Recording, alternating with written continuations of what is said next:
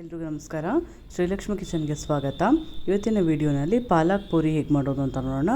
ಮೊದಲು ಅದಕ್ಕೊಂದು ಮಸಾಲೆ ರುಬ್ಕೋಬೇಕು. ಒಂದು ಜಾರ್ ತೊಗೊಂಡಿದ್ದೀನಿ, ಅದಕ್ಕೆ ಖಾರಕ್ಕೆ ತಕ್ಕಂತೆ ಹಸಿಮೆಣಸಿನಕಾಯಿ ಹಾಗೆ ಒಂದು ಸ್ವಲ್ಪ ಬೆಳ್ಳುಳ್ಳಿ ಹಾಕ್ಕೊಂಡಿದ್ದೀನಿ.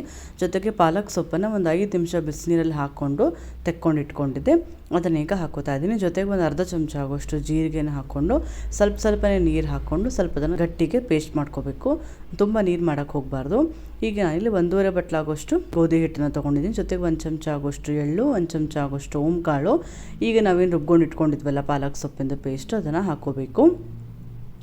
ಈಗ ಅದಕ್ಕೆ ರುಚಿಗೆ ತಕ್ಕಷ್ಟು ಒಂದು ಅರ್ಧ ಚಮಚ ಆಗೋಷ್ಟು ನಾನಿಲ್ಲಿ ಉಪ್ಪನ್ನು ಸೇರಿಸ್ಕೊತಾ ಇದ್ದೀನಿ. ಜೊತೆಗೆ ಒಂದು 1/4 ಚಮಚ ಆಗೋಷ್ಟು ಗರಂ ಮಸಾಲ, ಇದಿಷ್ಟನ್ನು ಸೇರಿಸ್ಕೊಂಡೀಗ ಫಸ್ಟು ಮಿಕ್ಸ್ ಮಾಡ್ಕೋಬೇಕು. ಎಷ್ಟು ನೀರು ಬೇಕಾಗುತ್ತೋ ನೋಡ್ಕೊಂಡು ಆಮೇಲೆ ನೀರು ಹಾಕ್ಕೋಬೇಕು. ಇಲ್ಲ ಅಂತಂದರೆ ಅಷ್ಟರೊಳಗೆ ಕರೆಕ್ಟಾಗಿ ಆಯಿತು ಅಂತಂದರೆ ಅಷ್ಟರಲ್ಲೇ ಕಲಿಸ್ಕೋಬೇಕು. ಈಗ ನೋಡ್ತಾ ಇರ್ಬೋದು, ನಾನು ಎಕ್ಸ್ಟ್ರಾ ನೀರೇನು ಹಾಕ್ಕೊಂಡಿಲ್ಲ, ಅಷ್ಟೇ ಹಿಟ್ಟಿಗೆ ಕರೆಕ್ಟಾಗಿ ಆಯಿತು. ಇವಾಗ ಹಿಟ್ಟನ್ನು ಕಲಿಸ್ಕೊಂಡು ಮೇಲೆ 1 ಚಮಚ ಆಗೋಷ್ಟು ಎಣ್ಣೆ ಹಾಕ್ಕೊಂಡು ಒಂದು ಅರ್ಧ ಗಂಟೆ ಆಗೋಷ್ಟು ನಾನಿಲ್ಲಿ ಬಿಟ್ಟಿದ್ದೆ. ಒಂದು ಅರ್ಧ ಗಂಟೆ ಆದಮೇಲೆ ಈಗ ತೋರಿಸ್ತಾ ಇದ್ದೀನಿ.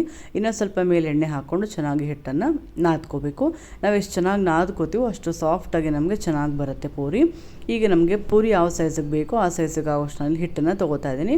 ಒಂದು ಮೀಡಿಯಮ್ ಸೈಜ್ ಆಗೋಷ್ಟಿನಲ್ಲಿ ಹಿಟ್ಟನ್ನು ತೊಗೊಂಡಿದ್ದೀನಿ. ತೊಗೊಂಡು ಸ್ವಲ್ಪನೇ ಹಿಟ್ಟು ಹಾಕ್ಕೊಂಡು ಚೆನ್ನಾಗಿ ಅದನ್ನು ಲಟ್ಟಿಸ್ಕೋಬೇಕು. ಅಥವಾ ಹಿಟ್ಟು ಬೇಡ ಅಂತಂದರೆ ಎಣ್ಣೆ ಹಚ್ಕೊಂಡು ಕೂಡ ಲಟ್ಟಿಸ್ಕೋಬೋದು. ಆದರೆ ನಾನು ಇಲ್ಲಿ ಸ್ವಲ್ಪ ಹಿಟ್ಟು ಹಾಕ್ಕೊಂಡು ಲಟ್ಟಿಸ್ಕೋತಾ ಇದ್ದೀನಿ.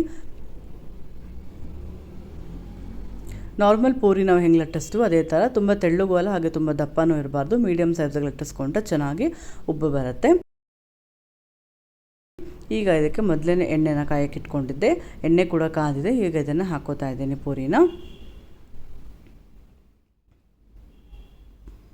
ಈಗ ನೋಡ್ತಾ ಇರ್ಬೋದು ಎಷ್ಟು ಚೆನ್ನಾಗಿ ಇವಾಗ ಉಬ್ಬಿ ಬಂದಿದೆ. ಇದಕ್ಕೆ ನಾವು ಚಿರೋಟಿ ರವೆ ಎಲ್ಲ ಏನೂ ಹಾಕಿಲ್ಲ, ಬರೀ ಪ್ಲೇನ್ ಗೋಧಿ ಹಿಟ್ಟಲ್ಲಿ ಮಾಡಿದ್ರು ಕೂಡ ತುಂಬ ಚೆನ್ನಾಗಿ ಬರುತ್ತೆ. ಈಗ ಎರಡೂ ಕಡೆ ಈಗ ಆಗಿದೆ, ಈಗ ತೆಗೆದಿಟ್ಕೋತಾ ಇದ್ದೀನಿ. ಈಗ ತುಂಬಾ ಟೇಸ್ಟಿಯಾಗಿರುವಂಥ ಪಾಲಕ್ ಪೂರಿ ರೆಡಿ ಆಯಿತು. ಇವತ್ತಿನ ರೆಸಿಪಿ ನಿಮಗೆ ಇಷ್ಟ ಆಗಿದ್ದರೆ ಲೈಕ್ ಮಾಡಿ ಹಾಗೂ ಫ್ಯಾಮಿಲಿ ಫ್ರೆಂಡ್ಸ್ ಜೊತೆ ಶೇರ್ ಮಾಡಿ. ಎಲ್ಲರಿಗೂ ಧನ್ಯವಾದಗಳು.